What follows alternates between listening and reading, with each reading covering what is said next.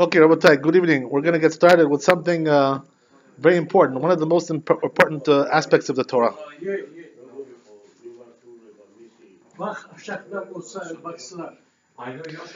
going to be talking here about the kosher and non-kosher species of animals, because that's where we are in Leviticus, right? In Parshat Shemini, which we read last week in the Chumash, it talks about those species, right? The kosher species, not kosher species.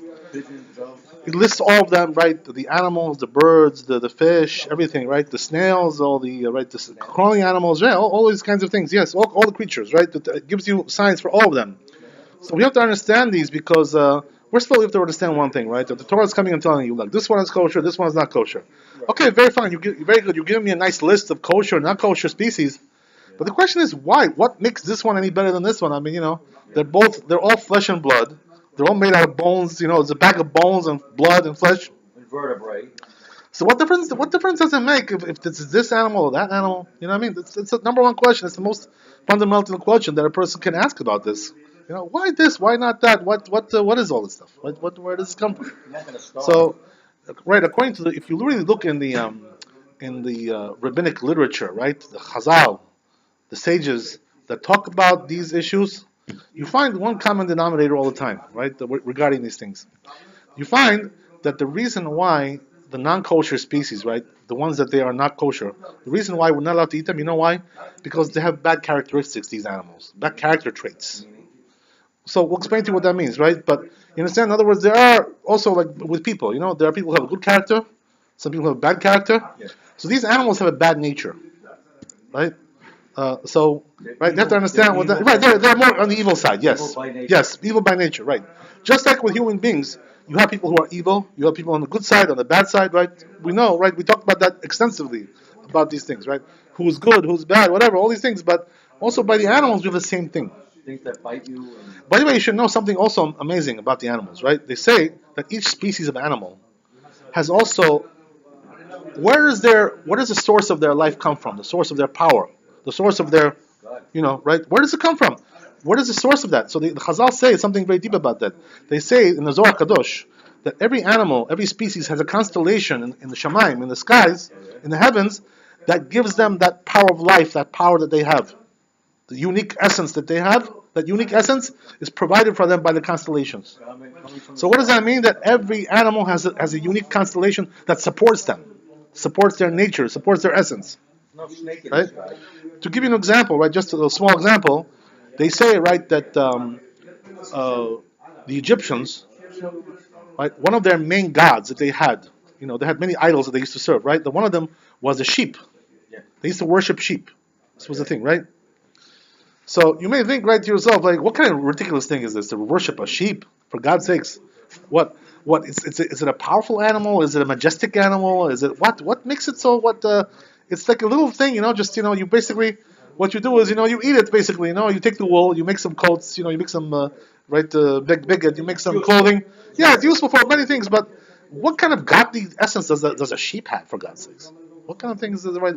Why would they want to worship a sheep? This is a very, very. So it says in Zohar Kadosh, the reason why they worshipped sheep, because they knew, right? They were very, very, very astute in astrology, in astronomy, the Egyptians. So because of that, they knew they knew that they were connected also with that constellation, right? Which right? By the way, that there is a constellation in the heavens that looks like a sheep, looks like a lamb. You know what we're talking about, right? There is a constellation like that. So that constellation, the Egyptians felt that they were connected with that their power was coming from there. So that's why they worshipped the sheep, because they knew that the sheep and them had the same constellation. The power was coming from the same place. This is the reason why they worshipped them. This is right. They were very wise people. They had very depth in an evil way, in a side of tumah, a side of evil. But nevertheless, they were very wise. So that's why they worship the sheep, not because the sheep have some kind of good qualities or majestic or rulers or whatever. They're not anything special. But that's the reason why. So what does that mean? You see from there that every animal has some kind of a power source that it draws from the constellations. And that's where they get their life from. So what does that mean, right? You know that the nature of the animals is all different, right? Everyone has a different nature. The lion is the king, right? You know what I mean? And the elephant is the largest one. It's the most mighty one in terms of the in terms of the mass, power, whatever. Every animal has its unique essence, unique power, unique quality. So each one has a certain constellation that supports that. So what does that mean? That there are certain animals, by their nature, that is supported by the constellations. That these animals have a bad nature, have a bad quality, bad personality, as you can say, right? Personality. If you can say something like an animal personality, whatever, bad nature, bad quality, right? If you want to know an example, by the way, of this most simple example is like this, right? That you have the animals which tend to kill other animals to eat them, which is like a bad nature, obviously. I mean, what gives you the right to kill another animal because you're hungry? I mean, who gave you the right to do that? So you should be eating plants, and the seeds. Why should you want to eat? You know what I mean? So these animals have a bad nature in the sense that they kill other animals. They prey. They're animals of prey. So this is a bad nature. You know what I mean? Can you imagine? Yeah, it's good. Yeah, but God gave us permission for that. But you should know. It's an interesting comment what you're saying. Yeah, I mean, who gave you permission, to slaughter another animal? This is like a Yetzirah. It's even inclination. That's what we have over here. The truth is, right, that they say when Adam Arishon was created, the first man, at that time they did not have permission to eat meat. The human beings, they had no such permission like that. So what does that mean? That permission came only with Noach, right? Once the flood was over. So then, once Noach and his sons came out of the ark, this is when they got permission to eat meat. Before that, there was no permission like that. So God gave us permission to eat meat, and therefore we eat meat, right? That's the way it is. But just to go, and to kill somebody else, because let's say, for instance, you have a person who doesn't have money, right? So he ran out of money, so he goes and kills somebody, mugs him, kills him, and stabs him in the, you know what I mean? He takes his wallet, and and he takes his money. So this is evil person. Is that nature too? Yeah, I mean, this person is evil. I mean, there's something very evil about that. Animals, what does God expect those beasts to live on? Though they need meat. Yeah. The elephants are the strongest, right? And they eat trees. They eat leaves. So you don't have to eat flesh to be strong. No such a thing like that. The hippos don't eat flesh. The hippos, right? The rhinos don't eat flesh. So what do they need for? What's So you're saying that lions and the other Carnivores. Right? Yeah. Just one example, just one example of what it means to have a bad personality, right? But there's also something else, something more subtle, also, right? So I'll give you something even more subtle. What does that mean, subtle?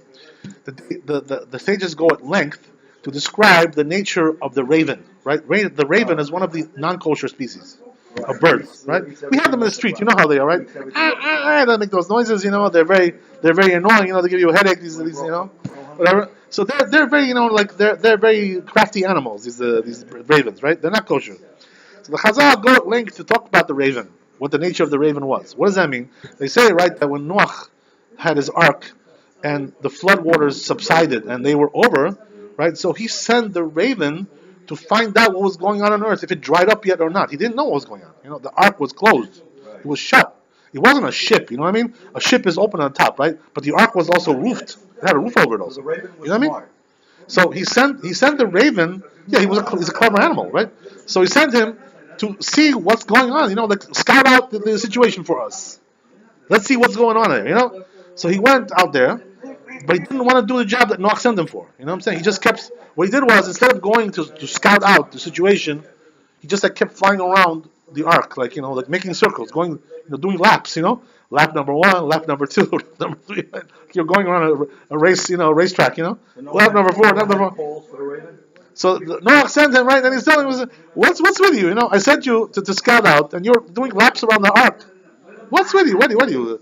What's wrong with you? So the question is, why did he do that? Why did the raven, right, have this nature like this to be so rebellious? To be right? What kind of thing is that? So they say the Chazal something very deep about that, right, in the Midrash. They say the raven, the reason why he didn't want to go to do the job that Noach sent him for, he suspected Noach. Can you imagine? He had suspicions about him. You want to know what the suspicions are? You ready for this, right? Hold on to your seats, right? Sounds like this, right? The suspicion was, says the raven, that maybe, this guy, the reason why he's sending me out to do some job scout out, because he wants to have, take my wife, my Mrs. Raven. He wants to make Mrs. Raven and steal him from me and have relations with my wife. Can you imagine? This was the reason why he didn't want to go. He didn't trust Noah. He said, you're probably one of those guys, one of those nasty guys who takes other people's wives, one of those guys. So we're talking So it says, about animal and human being. yeah, can you imagine? So the raven had this suspicion about Noah, and he didn't want to do the job. Just kept circling around. He said, "I'm watching you. Be careful. Don't touch my wife." What did Yeah. God say? So I touch your wife. This person is a tzaddik. Noah was a tzaddik. He was a righteous man. How's he You gonna know what I do mean? it? What is he gonna do? He's gonna touch your wife. What is he gonna do? Was a raven in a different form back then? No, the same raven that we have today. So Same a guy. bird A bird, crow. thought was jealous or was suspicious. Right, he was suspicious of Noah. Can you of a imagine? human being. But So, yeah. did you know that if you touch something, that the raven will not go to it? Did you know that? Okay. I don't know. It's smart that way. Yeah? Yeah, it doesn't want to get Why? He poisoned. doesn't want to get germs? Okay. Okay. So the point is like this, right? Yeah, they're very clever, that's for sure. So what does that mean, right? Then he sent, who did he send afterwards? He sent the dove, right? Because the dove is more of a pure animal, right? Kosher, right? Kosher animal. Right, exactly. So therefore the dove did the job. You know what I mean? But the raven, who wasn't kosher, he didn't want to do the job. So they say the Chazal, you learn from there, right, something, a little bit allusion to this. That what? The non-kosher species have a bad character, suspicious, all kinds of things, thinking bad thoughts. So this is why you see from Bad the character. the dove with the olive branch, right? Right, exactly, yes. Globalization. This is like, it's very similar to like, let's say you're a boss, and you take an employee, right? You hire a high employee, and your employee is a bum, he doesn't want to do his job. He laxes off. When you're not there, he starts talking on the phone, internet, this, that, whatever. These kind of people, you know what I mean? When you're not there, the cat's away, the mice will play. You know what I mean? That's the way it is, right? You can't trust these people. So that's the way it is, right? With people who are not trustworthy, bad character. So the raven was like that. So what do we see from there, by the way? We see from there that the reason why Kadosh Baruch Hu doesn't want us to eat the non-kosher species is because he doesn't want us to inculcate those bad characteristics in ourselves by eating them. Because when you eat them, they become a part of you. So they influence you. You become like, you become influenced with that influence that they have, the characteristics. This is the reason why Kadosh Baruch Hu doesn't want eating us those species. Those species will inculcate in us also bad characteristics. This is what happens. You understand? So, by the way, they say the Chazal something very deep about this. They say, right, that there are certain animals that you can eat, and they will inculcate certain characteristics inside of you. One of them, right, which is one of the most interesting ones, is the pig, right? Because the chazir, the pig, right, is one of the animals we cannot eat. We're not allowed to eat them. So you know what they say, right? That regarding this animal, the pig, if a person eats that, right, eats pork, so you know what characteristic it brings in him? Heresy, right? Tends to get heretical thoughts, Oh, he doubts the Bible. He's doubtful about that. Maybe this didn't happen. Maybe that didn't happen. He's got like all kinds of issues with the biblical, And these animals have these thoughts. You know what I mean? So what happens is that the pig has this characteristic. They say, right, that the pig is a sign of Esav. You know what I mean? So just like Esav was a heretic, he didn't believe in Hashem. He doesn't believe in the laws of God. He wants to change everything, nullify everything. Say, it doesn't exist. Today we can do whatever we want. That's the way it is. Yeah, okay, let's go have a party. Why is that? Because Esav is heretic by nature. He's heretical. So a person who's heretical, the essence of heresy is Esav. Right? What does that mean? That he wants to uproot the whole Bible, uproot everything, all the mitzvot, uproot everything. This is Esav. This is the essence of heresy. So heresy, right, is something which is inculcated in a person when he eats the swine. Can you imagine? So this is the reason why a person has to be careful not to eat that animal. Because if he does, he's going to become like, take on that characteristic of Esav, to be heretical. To make him have heretical thoughts in his mind. This is the idea. So we see, right, that every animal has its own characteristics, right? By the way, it's not for naught, right? It's not for no reason that they have all these slogans, right? Even in American language, like phony baloney, lots of pork in there. Take out the pork, right? Take out the pork from the this. Remove the pork, because pork is like fake. You understand? It has a why does pork have a connotation of being fake? Because it's heresy, fakeness, the whole otherwise people will eat it, right? The country has no problem eating. Right. You see, in other words, but the stigma is still there, right? In other words, they understand that pork is something phony there. They also the culture of America is also inculcated with that phony baloney, the pork. Remove the pork, remove all these things, But right? back then there was no refrigeration, correct? I mean, they did have burying it under the ground, And what happened was the meat used to get bad, and it would Right. make people very sick. Yeah, Right? but So that was sure. one reason the kosher law. That was one of the reasons. No, why. actually, this is not the Because reason of they the kosher wanted law to- because what do you call it? You can eat it fresh also. You can slaughter it fresh and eat it. What is it? Make a barbecue right away. That's not the issue, right? Otherwise, it will tell you. If that was the case, it will tell you, listen, don't eat pork until you eat it fresh. Unless you eat it fresh, don't refrigerate it. Just eat it now. When you slaughter, it, you must eat it right away. It doesn't tell you that. Right? That's not the idea, right? So that's the okay. So that's the idea. You know what I mean? So every animal has inculcates some kind of a bad character into right. This is the reason why Kadosh Baruch Hu told us not to eat these animals. Same thing also applies to the birds, by the way, right? Because once you get to the birds, you notice one thing, right? That the Torah, by the way, when it comes to the birds, interesting, right? You have different approaches over here. What does that mean? The approach when it comes to the mammals is that it lists the kosher mammals, but the ones who are not kosher does not list them who they are. Doesn't give you a list of them. Who's not kosher? Right? Doesn't give you a list. It gives you signs, right? So, but if Gives you say, signs. If I mention the name of an animal, Yeah. can you tell me if it's kosher or not? Yeah, we can find that, but what I'm saying is like this, right? That when it comes to the mammals, it gives you the kosher species, not the non-kosher ones. The non-kosher ones you have to figure out yourself. Look at the signs, right? Look at the signs. What is it? Cloven-footed. Choose the cud, right? These are the two signs that they have. Is man kosher? Is man kosher? Or what? Well, not to eat, right? That's for sure, right? Well, no, I'm saying that's what happens when you're in certain situations. Yeah. You might have to eat somebody.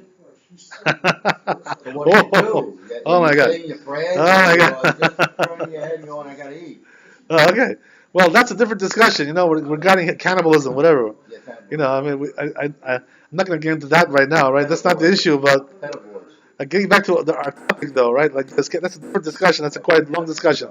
Actually, no, it's, you don't have to say sorry, because actually it's very interesting what you're asking. It's a very interesting question. But, because I don't want to divert, right? Can we eat whale? So is the whale a kosher animal? We're going to discuss that now. We're going to talk about the whale as well. Right? That's a good question, right? We're going to talk about that. So regarding, by the way, the human being, the truth is the human being is kosher, yes. To answer your fundamental question. But it doesn't mean we can eat them. That's not the issue, right? But the human being is considered to be a kosher species in the sense that that there are times where a person is allowed to take something from a human being. For instance, let's take the mother's milk, right? The mother's milk. So the mother's milk, we're allowed to, right? The baby takes that, right? Yeah. So why is that? Because it's kosher. Yeah, but it's not killing. But how is it kosher, the mother's milk? Because the mother is kosher. So the rule is like this, right? That if the mother is kosher, if the animal is kosher, whatever comes out of him also is kosher.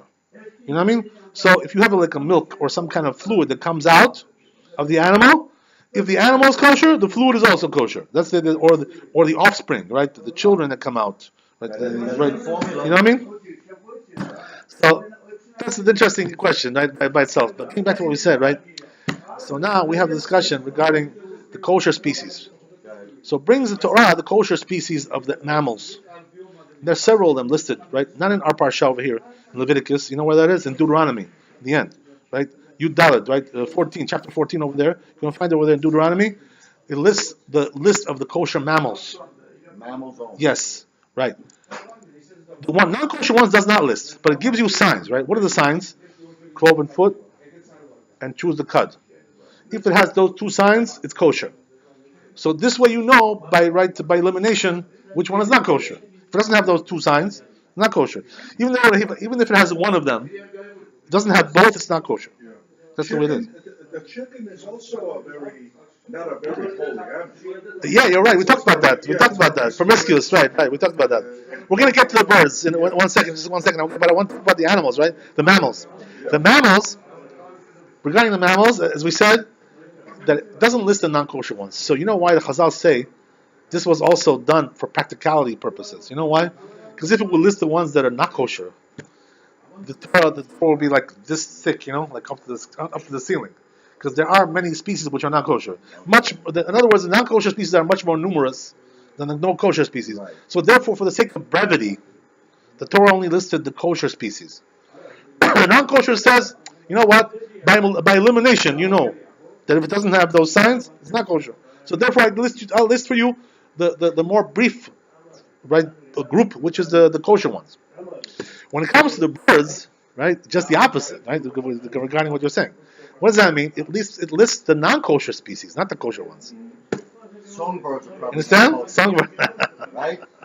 You're not You're allowed to probably. hunt them. Not Well, allowed to I'll tell you. hunt I'll them. let you know now. I'm gonna tell you. Let you know You're how, not how allowed you to hunt tell. them, so you probably can't eat them. How you tell? I can tell you how you tell. So the question is like this, right? Why did the Torah now all of a sudden switch gears over here, right? Went into second gear all of a sudden, overdrive.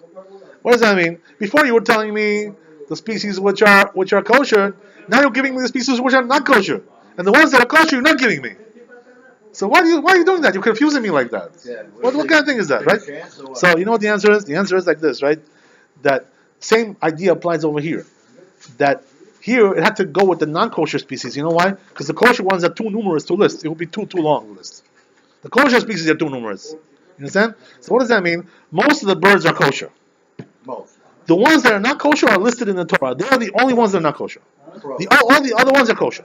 Crow, you can't eat crow. Right. Crow is like a raven, basically. Similar, right? You can eat parrot.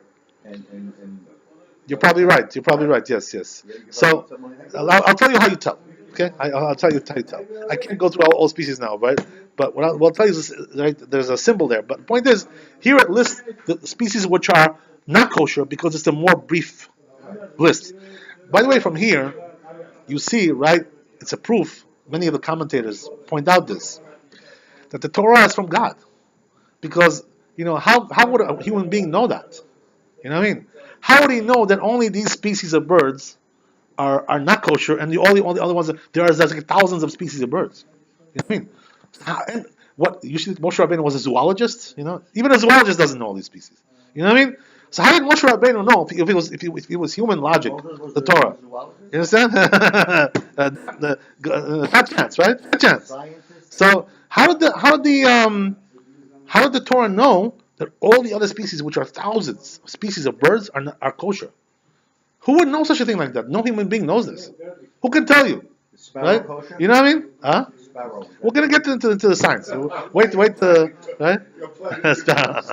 No, I had Okay. a neighbor who used to eat sparrow. Okay. Oh my God. Get it Okay. down, Very good. didn't Very eat good. it, yeah. Okay.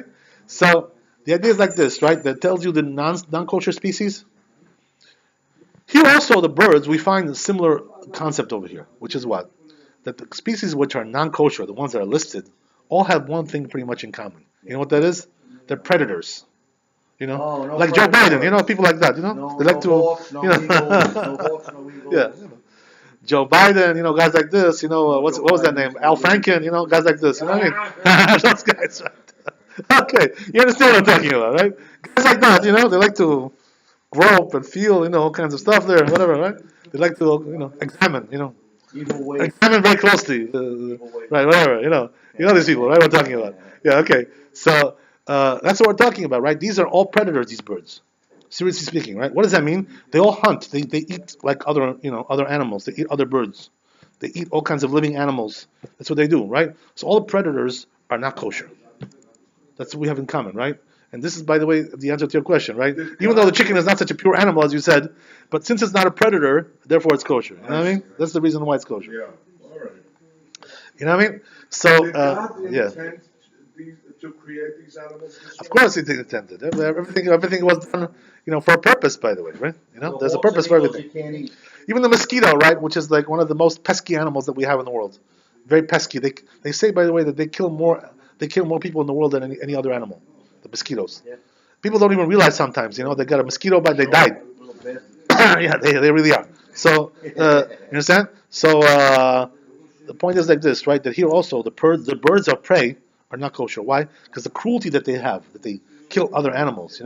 Is we don't want to inculcate that in the Jew. Don't you think that if a chicken had the strength of a lion, it would also be a predator? Oh no, they could believe me. They're strong. The chickens are very strong, by the way. You should know. They can beat up somebody. They can beat you That up. are this big. They're Yeah, really yeah, they're 5 foot tall. sometimes what they do, they chase after people. They chase after them, and they get scared. They start attacking them. Sometimes it happens. Vultures you can't eat. But that's for sure. Yeah, that's for sure. Right? Those are birds of prey. Carrion. Right. Yes. So all those birds of prey you're not allowed to eat. So by the way, who's gonna know, right? All these birds. How are you gonna identify them? Even the ones that are listed in the Torah, by the way, it's not 100% clear. Some of them what they are. There's like disputes. Some say it's this animal. Some say it's that animal. Whatever. There's all kinds of disputes there. But the point is like this, right? Bottom line, How do I know, right? As we said, when it comes to the mammals, I have clear signs, right?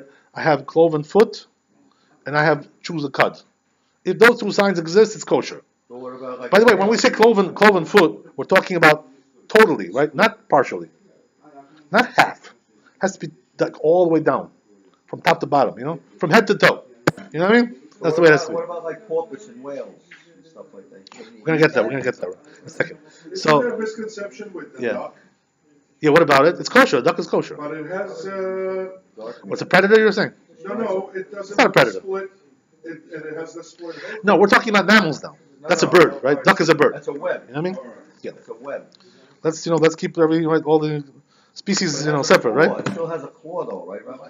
Sure, they have claws. Yeah, sure. So why couldn't you, if it's claws, Yeah. dogs have claws, no? Or Sure, claws. sure. But dogs are usually not predators. But anyway, these birds are predators. These are the ones that are not kosher, in general.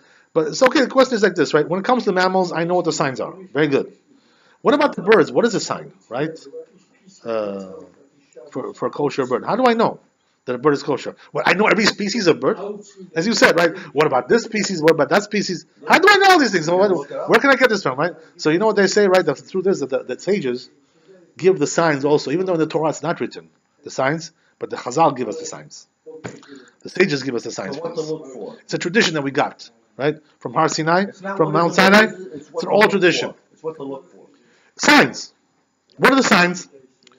We have an extra finger, right? In other words, most birds have only, Five. right. We have one more right there. So if you have one more, One up here. this is, right, they say this is a sign of a kosher bird. Extra finger, right? That's one thing. Also, inside the body, there's also internal signs, right? What does that mean? It has to have a crop, which is part of the digestive system, like right? It's called a crop, whatever. Crop, whatever it's called. Whatever. Right? I'll So, figure that out later. right. So there has to have that, and also have a gizzard. The gizzard. The gizzard has to be able to be peeled with the nail. Like you have to peel the outer layer. If you can peel it with your nail, it's peelable.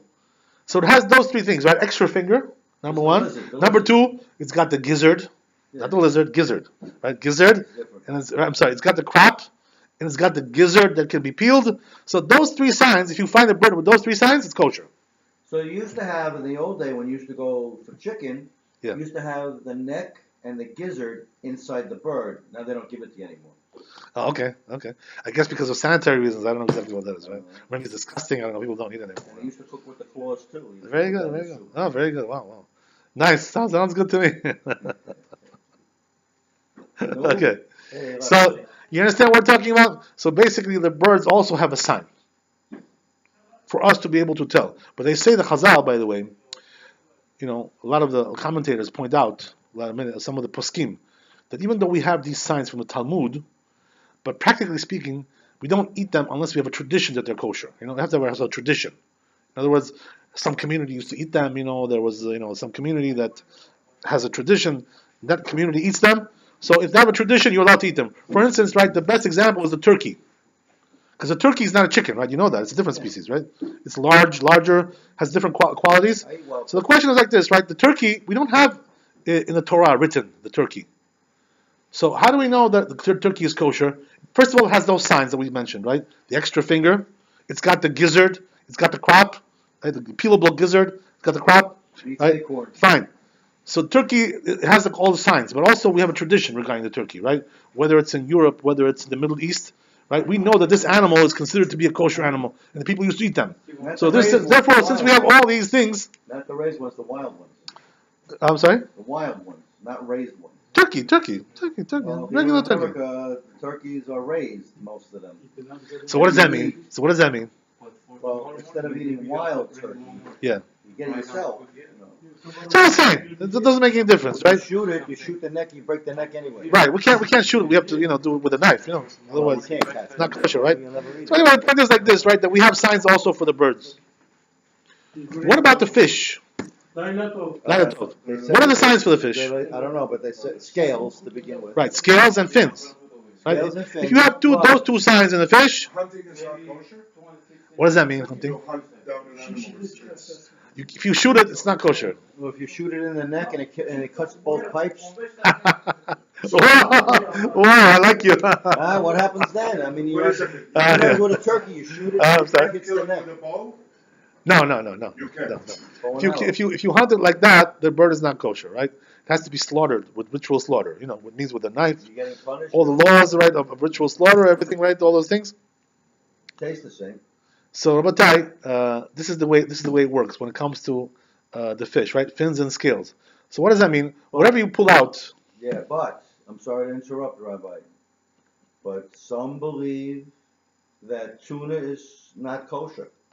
Oh, okay. Now, why? The truth is, to be honest with you, this is true what you're saying. What does that mean? That in reality, we know there are several species of tuna. There are some species which are not kosher. Okay. There are species of tuna which are not kosher, right? bluefin So and we eat like the albacore, the albacore, The these albacore, yeah. the skinny, what is that, skin jack, whatever it's called, skinny jack, whatever. Skipjack. So there are skipjack, right? Those species are kosher, but there are some species of tuna which are not kosher. Bluefin and yellowfin, they're kosher. I'm not sure. I don't know. Could be that. Big fish. Right. So anyway, the point is, right, that not every tuna is kosher. That's true. So that's why you need, right, to check if it has fins and scales. This is the only way to ascertain, right, this issue. Sometimes what happens is when they hunt, when they go, right, fishing for tuna, the fishermen, they put out a big net, right, and they catch them, and it comes up like together, kosher species and non-kosher species together. They come up. You know what I Happens all mean? the So time with then cats. you need somebody to check them, to see which one is good, which one is bad. Somebody has to go through that. Sometimes it's Otherwise, dolphin it's no and good. That's why turtles. right, when you buy tuna, it has to have a hechsher, because not every tuna is kosher. That's the way it is. Okay, that's the idea, right? By the way, the Chazal say also something very, very convenient for us, because there are sometimes what happens is that you go to the sea, right, and you take out a fish from the sea, but it has scales but no fins, right? How's that? It happens sometimes. Yeah, how does it swim around? It has to have a fin. Sometimes they don't have fins. They have like What the body wiggles around, whatever. No, they don't. There is such a thing like that. So the question is like this. Maybe an eel? An Right. eel, No, eel is has not a fins. fish. That's Eel not a fish. Eel has fins. That's like more like a different kind of animal altogether, right? But basically, right, what we're saying is that there are some fish which will have scales, but no fins. You know what it is? One. Probably the truth is the reason why you've never heard of it is because what happens is sometimes they fall off. During their lifetime, the fins fall off the fish. They're still alive, and you catch it, and it has only scales, no fins. You can't find any fins over there. So the question is, what's halacha, right? If you find a fish which has scales but no fins, is it kosher? So it says the Talmud is kosher. Why is it kosher? What's the reason why? Because they say, right, that we know from tradition, we have a tradition, that if the fish has scales, it also had fins one time, and they fell off. They got removed. That's what happens. You understand? So therefore, as long as you got scales, Hello? we assume that there was fins there, even though we don't see them now. I see. Yeah. But what is really, does the All right, Torah brother. give Listen, a I'm reasoning at a for meeting right this- now. the The rabbi, scales? with the rabbi. Same idea that we talked about before, right? Which is what? That there are some fish which are like the predators, the bad fish, the cruel ones, So they deem ones, right? fish that don't have scales are Right, not necessarily predators, but they're bad qualities, right? Right. So therefore, right, we say that all those fish which don't have these signs, these two signs, or at least one of them, right? We said with scales, at least one of them. If you find something like that, What is that, the sturgeon, I think? and many others also. There's hundreds of them, right? So Sturgeon, we can't even list them, right? Fish that usually are served. Right. Catfish is not kosher, right? All these things are not kosher. There's a lot of fish which Why are not is kosher, catfish right? not Sharks are not kosher, right? Frogs? Whales are not kosher, right? Whales are not kosher. Whales are not kosher. No, for sure not. Dolphins are not kosher, right? Why is this? Because they have no scale. They have no scales. Well, nobody really eats dolphins, I mean. Some people do. People eat it. People eat dolphins. Yeah, sure. In China, When they in China go you'll find fishing- everything over When they there. go fishing, the dolphin's in the net and they just cut it all off. A dolphin is a very sacred animal, it's intelligent. Okay, whatever. Why would you eat a dolphin? Go ask the Chinese. It might tell God on you. Well, go ask the Chinese why they eat all these animals. Why would you eat dog?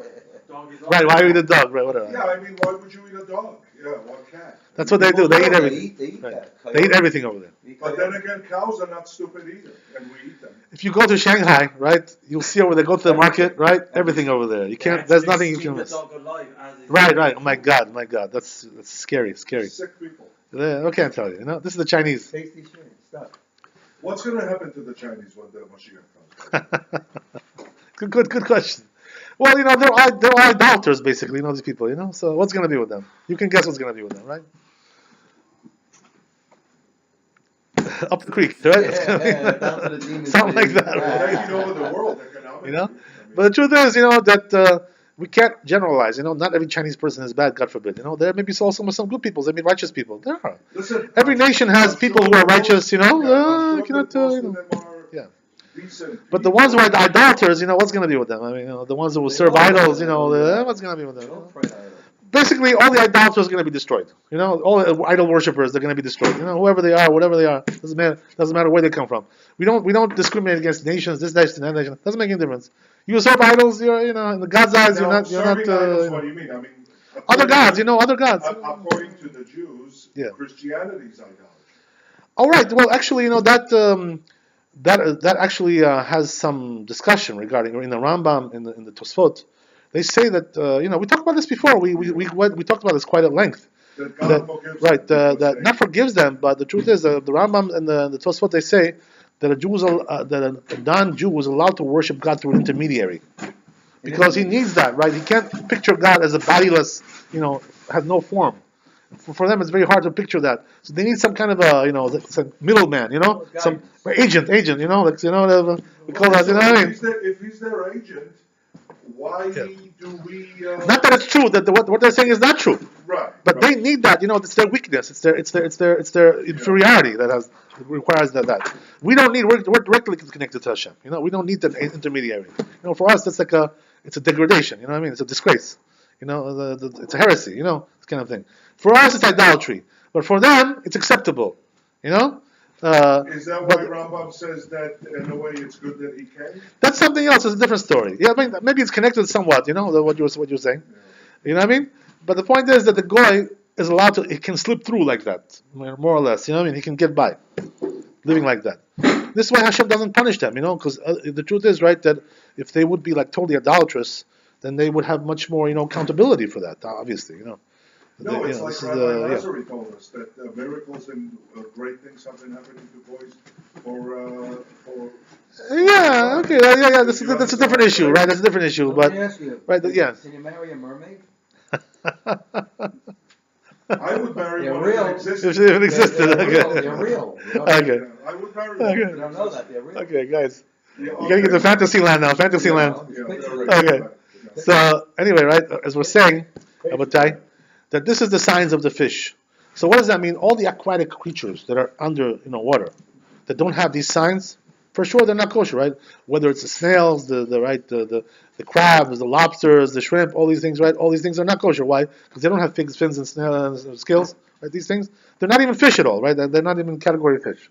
So therefore, all these things are not kosher. Shellfish, from what you told me once, are not kosher automatically because they feed off. Bottom. But this is not really the reason. We don't care where they feed, right? They can feed anywhere they want, but that's not the issue, right? Chickens also feed from the garbage. You know, they go to the garbage and they eat from there. What do we care about that? That's not the issue for us, right? The issue for us is that Hakadosh Baruch Hu told us, right, that only these two characteristics in the water are kosher. All the other ones, right, just like we said, they inculcate bad characteristics into you by eating these things. So therefore, we want to stay away from them, right? The Jew, it's like you know what the mashal is, right? The allegory. The allegory is like this, right? Why does a Jew need to eat so selectively like that, but not a goy? You know. So you know what the allegory is. It's like lehavdil. You have a car, right? That's a very premium car, luxury car. So it only goes on premium gas. You know what I mean? You have to put 95 octane. You know what I mean? Otherwise, right, that's not going to work good. You may even ruin it, right? So when you have a premium car, you need premium gas also. The Jew is also premium soul. You know what I mean? You have a premium soul in there. Not the soul of the goy. It's two different things altogether. The best. Says the Zohar Kadosh that the soul of the Jews come from the side of holiness. The goyim, their souls come from the side of tumah, from sitra achra. So it's two different species. Even though we look the same, we have the same nose, the same eyes, we have the same ears, we have everything the same. The beards are the same, everything is the same, the body is the same. But when it comes to the soul, different product altogether, right? Is that because of Esau? Well, I don't know exactly what you mean by that. What's the? Well, you said that we're connected to goys. I mean, we're basically, You know what they say, right? Esau is the leader of the Goyim, right? He's the one who rules over the Goyim. Yes. All the nations are under his wings. That's why, right? You see, right? Who rules over the Goyim? Only two nations, right? Ishmael, the Arabs rule over half the world, and half the world they rule over the Christians, which are Esav. So you see, right? The world is divided into nations. Like 35 nations are ruled by Esav, 35 nations are ruled by Ishmael. So that's why we have the Arabs and we have the Christians, right? This is Esav and Ishmael. This is what we have. Now explain to me, when the Torah refers to Goyim as other nations, Right. what are those other nations? Everything aside from Israel? Right, 70 nations that we have, right? The truth is we have 72, right? Because we have 70 nations, Yeah. and then we have Esav and Ishmael that rule over them. Yeah. So altogether there's 72. Okay, why do they get offended when we use the word goy? I have to ask them. I don't know what's Do we use it because as they a because they don't know what it means. They think it's some kind of No, I know, some of them do, but it is upsetting. I mean, when you call somebody a goy, you're basically calling him a non-Jew in a very derogatory way. You know what they say, right? My parents used to tell me, right? Tuetsky now, if you got upset, there's a lot of cold water, in the cooler. Go and get some cold water, Okay, that's not our business, what I mean. We're not here to worry about their quirks, or their Do you it's think, not do you think that the Muslims and the Christians that live in Israel consider themselves goy? Because they're living in the Holy Land. You know what it is? Can't marry there. We're not so interested in these things, in their psychology, what they're thinking, what they're not thinking. That's not for us. We're not here to go according to their whims. But we still consider them as goys, even though they're living in Israel. For sure. What's the question? Why would that change? Because you go to a different country, it makes you something different. The only way you can become a Jew is by converting. If you don't convert, you don't convert. You know what I mean? Right, and they still Not those fake conversions. You know what I they still mean? control those people. Huh? Like the Palestinians, the Catholics, the Jewish state controls them. Okay, good. Baruch Hashem. Yeah. All right. When Mashiach comes, he's going to control everybody. That's what it's going to be, right? All right. Nobody's going to be So what able do they to talk about rebel the against rapture? him. What do we talk about instead of the rapture? What do we call it? I don't know exactly what that means. Times. I don't even know what that means. This is this is heresy. We're not allowed to start heresy. You know what I mean? The heresy, you have to like he said, right? You got to throw these books in the garbage. You got to burn them and throw them in the garbage. That's what you have to do with them. The heresy is not something we're allowed to study. We're not allowed to study their religions, what they do, what they think. What do we care about that? It's all nonsense, all garbage. So what's all garbage? What do I care? We're not here to follow their whims. We're here to follow God. We have instructions from Hashem. We have a tradition from generation to generation. We don't need to seek out from Honestly, Mark, different sources. Do you think they care what Jews think about them? Absolutely. They do care. They do care very much. Believe me, they care because they know that the Jews are the best. They know. They know that the Jews are the chosen people. Believe me, nobody mistakes that. Wait a The second. Chinese know, the Americans know, the Europeans know. You don't think that the Christians or the Muslims consider themselves the chosen? We're not here to talk about that. I Not know. us. You understand, David? You have to understand one thing. No, We're not here to follow, to think about those things. This is not our discussion. I'm just Our discussion saying- is to write, but we're here to talk about Torah. I'm just saying- Torah means we're talking about the Word of God. I know, but So what does it have to do with the word of these people? What I'll does tell it you do? why. Okay, Because God turned his back I on want to everybody. always Yeah. bring out their hypocrisy. They accuse the Jew of thinking that Yeah. he's the chosen. No, They themselves think they're the chosen yeah. Also. But themselves. see, you can't. This is not something you should be even concerned about. The Muslim wants to wipe out the infidel because he thinks that he's the chosen. This is not what we're here to talk about. We're not here to think about these things. These things have to cleanse your mind from them. Just get them out of your mind, remove them. How do you remove them, by the way? By learning Torah. That's how you remove all this garbage. The only way way to remove the garbage is to bring in some good things in, and this way it'll have to leave. It'll have to be evacuated. That's the only way to do it. It's all in this book. Study the The book. people of the book, right? The people of the book. So if Okay, there was a yeah, religious yeah, discussion yeah, somewhere, yeah. a group meeting, Round table. and you were invited Yes. to talk about the different religions. and Yes. what So they you know what I would do? You wouldn't even attend. I wouldn't go. No, you wouldn't. I would not go. Yeah, by the way, because there's no point in it. You know what I'm saying? What's going to come? Is something good is going to come out of it? Nothing good is going to come out of it. They say, by the way, there's a true story about that. The Ramban, right, in Europe, the situation was much worse than we have today, right? Today there's freedom, freedom of speech, freedom of thought, freedom of conscience, right? Everything is free, right? Okay, we can do whatever we want. Freedom of religion, freedom of worship, right? Freedom, everything is free. Okay, fine, very good. But in those days in Europe, there was a lot of, over there, the persecution was very great. Medieval The times. Jews were frightened, they were scared of their lives all the time.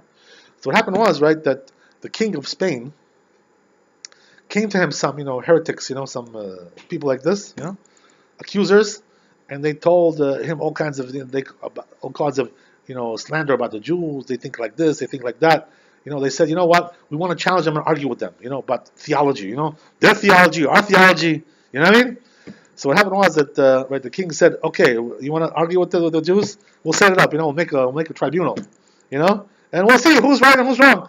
We'll see, right? Everybody will bring in their arguments. This is a true story, right? Brought down, it's documented. So what happened was that they said, okay, who's their big rabbi, right, in this generation that we should invite him? He should argue about, with you. They said, for sure it's the Ramban, right? At that time, the Ramban was a great rabbi of the generation. Rabbi Moshe ben Nachman was also a doctor, this guy. He was also a Kabbalist. He was a very big, great scholar, So this was like about 700 years ago. Okay? King of Spain, At that time, Spain was a great empire, whatever, right? Just like America is today. So what happened was that they told the Ramban, they sent them a letter, right? They said, you know what? We want to invite you, Rabbi, to have this discussion, discourse, religious discourse, debate, about who's right, who's wrong, this and that, theology, whatever. So the Ramban refused. He told them, he says, I'm not coming. I'm sorry, but I'm not coming to this. So the king told him, he said, listen, he says, I'm sorry, but you have no choice, like I'm forcing you to come, So when the king forced him, he had to go. He had no choice, you know what I mean? But if you have a choice, you shouldn't even sit there with these people, you know what I mean? That's the idea. So they say, by the way, right, the great rabbis of the generations, also in this generation, right, that there should not be interfaith dialogue between faiths, like we should go and compare notes with these people. They're idolaters, these people, what do we compare notes with them? They're heretics. What's there to compare? You're going to find something good there? Nothing going to come good come out. Only going to come out of animosity and hatred and hostility, We are what we are. We have our truth, we have our way. They have their way, they're going to have to deal with the consequences of their way. In the end, right? That's not our business. We're not here to proselytize them. Rabbi, Not what here do you to- think of a couple getting married Yeah. and having a priest and a rabbi at the ceremony? This is a joke. It's a circus. Give me a break. It's a circus, You want to go to a circus?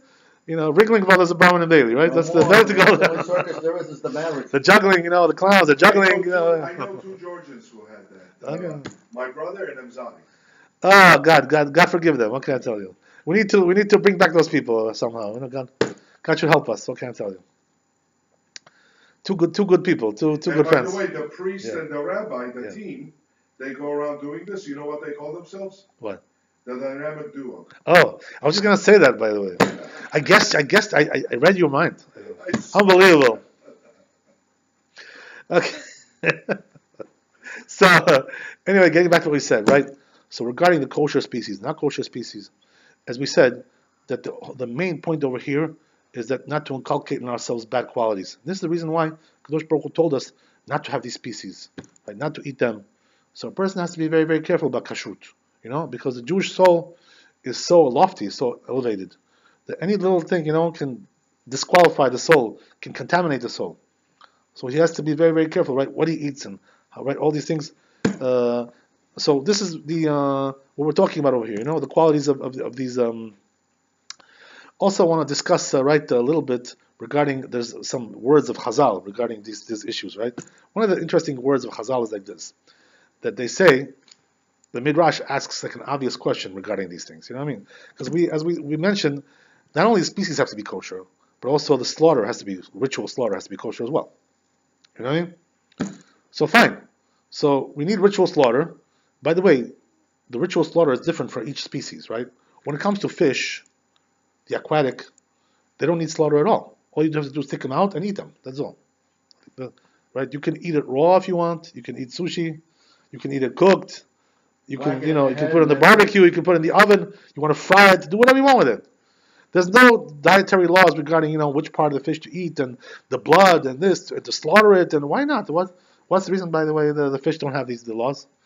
The chicken, by the way, the fowl, the birds, they have a higher standard than the fish. What does that mean? As we said, the fish doesn't require any slaughter or anything like that. It's kosher as it is.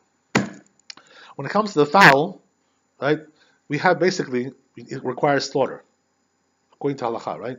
There is an opinion, by the way, in the Talmud that says, Rabbi Yossi Galili, that the fowl also don't require slaughter from the Torah. Only the rabbis told us to slaughter the fowl. But according to halacha, it's not like that. Halacha says, according to accepted opinion is, that the fowl also requires slaughter from the Torah as well.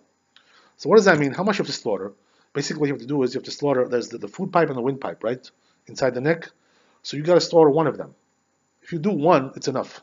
Even if you didn't do the other. Kosher. The fowl. Regarding the mammals, the red meat, right? It's a higher standard altogether. What does that mean? You have to slaughter both of those pipes.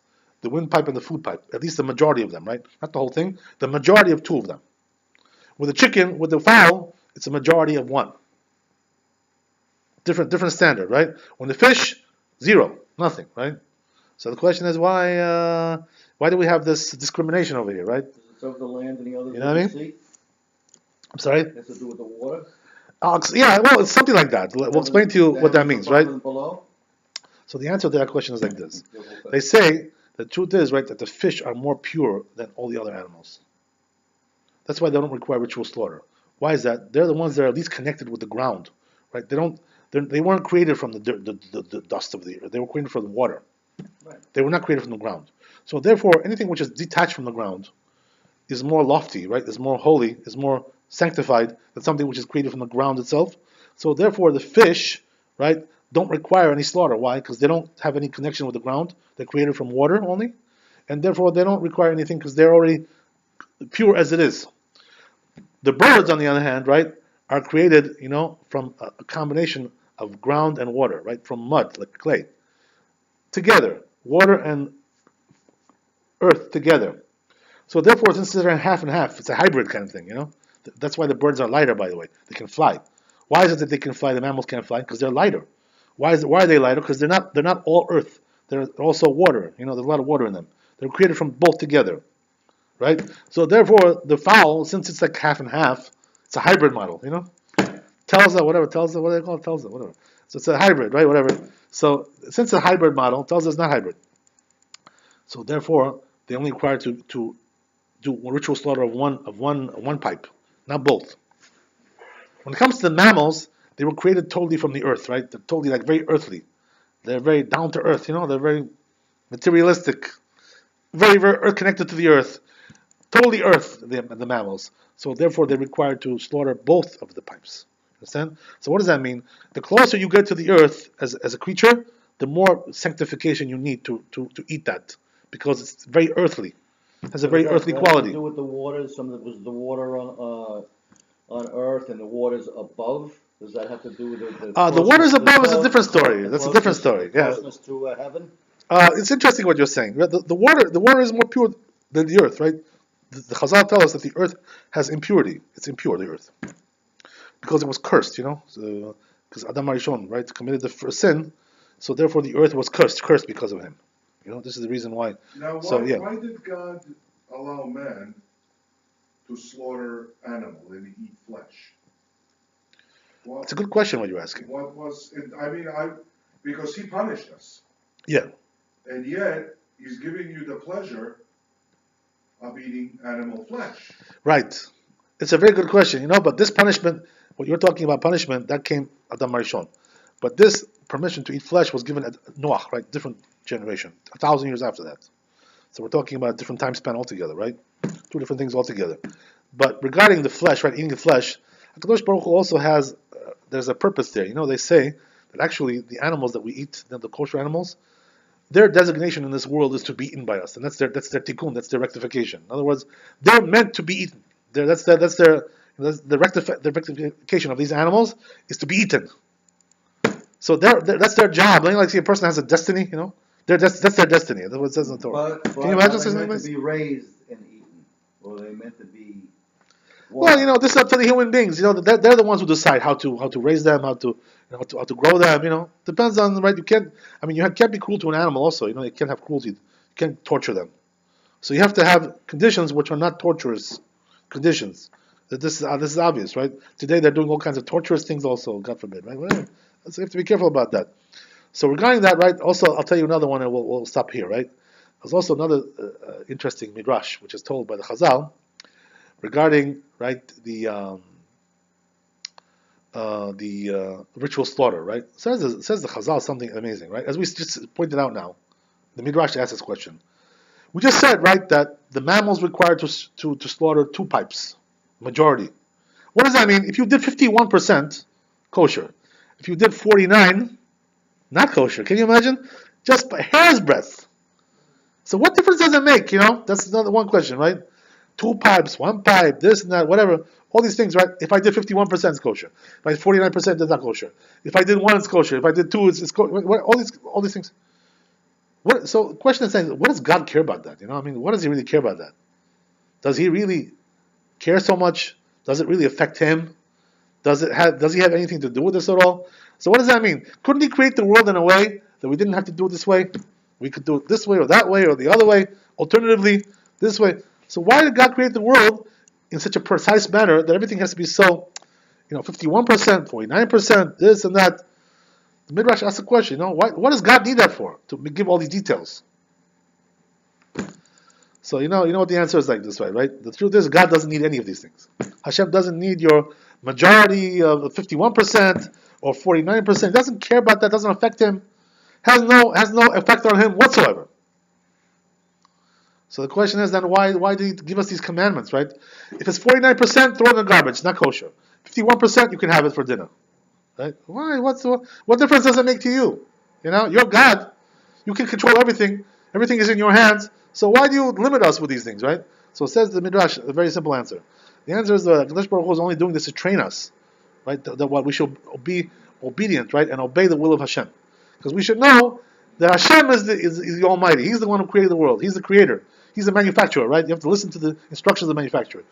Look at the index, right? Look at the instructions and see what it says over there. Because otherwise, right, if you don't do the instructions of the manufacturer, you're liable to damage the product, Then you have to go take it back, for a warranty, get it fixed, whatever. That's the way it is with human beings as well. When you don't follow the instructions of the manufacturer, so what happens is, right, that you get messed up. The product gets messed up. The product is you. You're messing yourself up, right? So God forbid, right? This is the reason why. So Kadosh Baruch Hu, the only thing He wants us to do is to show that we care about His words. We care about His instructions. This is the only thing that we're showing. Because for Him, it doesn't make any difference, 49%, 51%. There's no difference regarding that. So the Midrash says, So a person has to know, right, that the Chazal summed it up in a very good way, right? The Mishnah says, Rabbi Chananya ben Kashi Omer, that's HaKadosh Baruch Hu l'zukot Yisrael, Rabbi Chananya ben Torah mitzvot, she'gamad lo nechafetz, leman tzidko yagdil Torah v'yadil. What does that mean? It says the Mishnah that the reason why HaKadosh Baruch Hu, I said it a little fast, right? Okay, I'm sorry. I said it like those stuttering guys. So the reason, so you know what it's saying? It's telling you one thing, right? Basically, that the reason why HaKadosh Baruch Hu gave us so many mitzvot, so many details and mitzvot, 613 mitzvot in all minute details, hundreds of details here, hundreds of details over there, all kinds of things. Reason is why? Because He wants to give us more reward, right? He wants to reward us in the world to come with super rewards. They say, by the way, that every person in the world to come gets his own worlds over there. It's not just just gets like one piece of land or a piece of property, 2 acres, 5 acres, whatever. He gets a whole world. Every person gets his own worlds over there. They say, right, gets 400 worlds. A tzaddik, Zohar Kadosh says, right? Every tzaddik gets 400 worlds. One is because he kept the Torah, and 200 he gets 200 worlds for he kept the Torah, and 200 worlds he gets because when he said Kriyat Shema, when he read the Shema, it says over there, right, that a person has to be willing to give up his life. Bechol nafshecha. If a person is willing to give up his life to do the will of Hashem, by the 3 cardinal sins that a person has to give up his life: murder, right, illicit relations, and right, idolatry. So a person is willing to do that, even though he didn't really give up his life. But since he's willing to do it, and he has that concentration, he has that meditation in his mind when he says Bechol nafshecha. So therefore, Kadosh Baruch Hu attributes to him like he gave up his life. So therefore, altogether, the tzaddik gets 400 worlds in the world to come. Can you imagine? Just because he kept the Torah and he wasn't arrogant and he said, what are these mitzvot for? What do they do for me? What do they do? What does God need them for? What do we need them for? All these things, right? Just follow the instructions, and everything is going to be good. So you want to understand? You can understand also. Go into the depths of it, but first follow the instructions. So this is the whole idea, right? Behind kashrut. The whole idea is that Kadosh Baruch Hu gave us a very complicated set of laws, But the whole idea is to purify us and to reward us with a great, great reward in this world and in the world to come. Amen. Amen. Thanks for coming. God bless you. All the best.